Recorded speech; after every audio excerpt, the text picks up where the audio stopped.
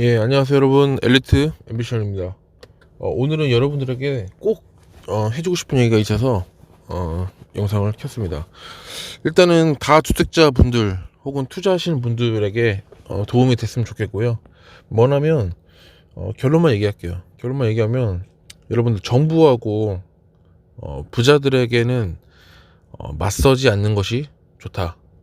다시 한번 얘기하겠습니다. 정부하고 부자들에게는 맞서지 않는 것이 좋다.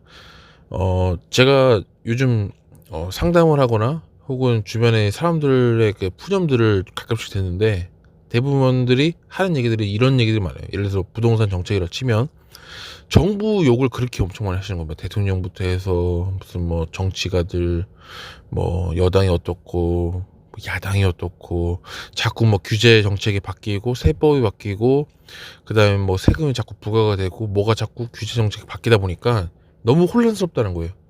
너무 자꾸 바뀌니까 혼란스럽대요. 자기는 세금을 계산하다가 그걸로 끝나겠다 이거예요. 부동산 정책 하나만 보더라도. 그러니까 투자하신 분들이 보면 입장에서는 충분히 그럴 수 있다고 생각해요. 왜냐하면 1주택자 분들도 그렇게 세법이 계속 바뀌고 해서 혼란스러울 텐데, 물론 투자를 여러 군데 하시는 분들은 점점 머리가 쥐어짜는 거죠. 진짜로 머리가 아프죠. 이해합니다. 충분히 인지하고 이해합니다. 근데 여러분들 그럴 때일수록 더더욱더 정신을 차려야 됩니다. 여기서 정신을 차려야 된다는 건 잘 생각해보세요. 여러분, 이게 여러분들만 그런 게 아니잖아요. 그러니까 이런 정책들이, 이런 규제 룰, 어떻게 보면 룰이죠. 사회적 룰인데 이 룰이 여러분들에게만 적용이 된 건가요? 아니잖아요. 무슨 얘기냐면 모든 사람에게 다 똑같이 적용이 된 거예요. 그러니까 그 사이에서 항상 모든 규제와 모든 정책, 모든 그런 사회적 약속이 딱 정해졌을 때 그 사이에서 틈새 시장을 찾을 수 있는 거를 항상 여러분 찾으려고 노력을 해야지, 그거를 괜히 부정하고 맞서 싸워서 다시 찾아야 된다 하는 건 그쪽에 할 수 있겠죠. 근데 물론 그쪽에 쓰는 에너지가 더 크고 낭비가 될 가능성이 높다.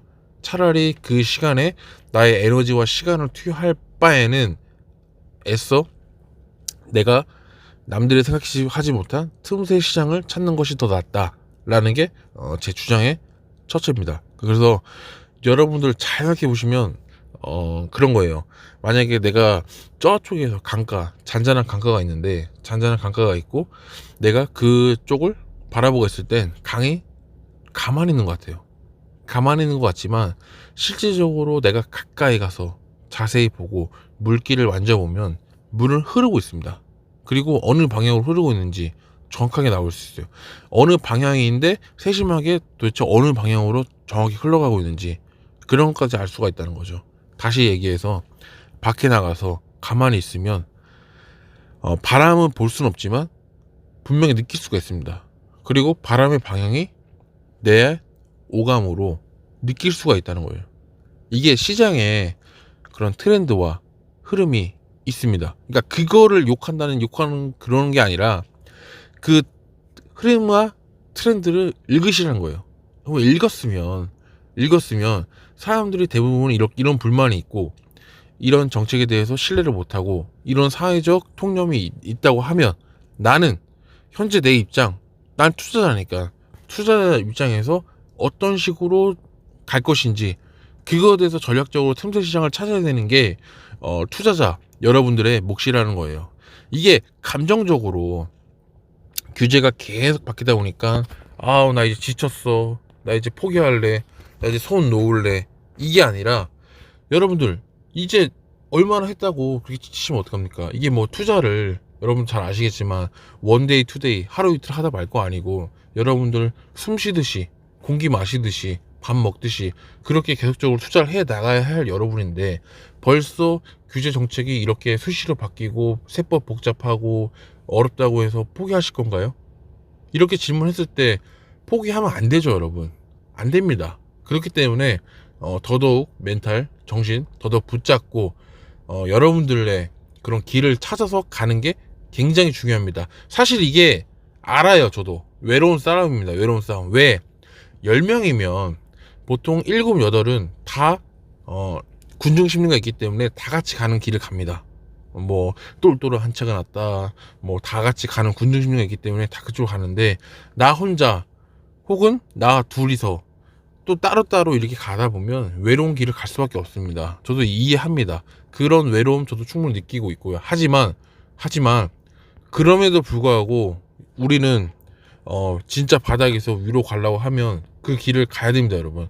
그래야만 여러분들이 원하는 삶, 부자의 반열에 살 수가 있습니다. 제가 오늘 또 마지막으로 드리고 싶은 얘기는, 중요한 포인트는 이겁니다.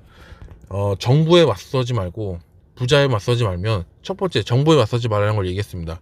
부자에 맞서지 말라는 건, 부자들을 욕하지 말고 부자들이 어떻게 하고 있는지 보라는 거예요. 예를 들면 다주택자는 정부 흐름에 맞춰서 그렇게 지금 새로운 틈새 시장을 찾았다면, 부자의 입장에서 맞서지 말고 부자가 어떻게 하는지 보면, 지금 현재 시세 차익형 투자를 많이 했다.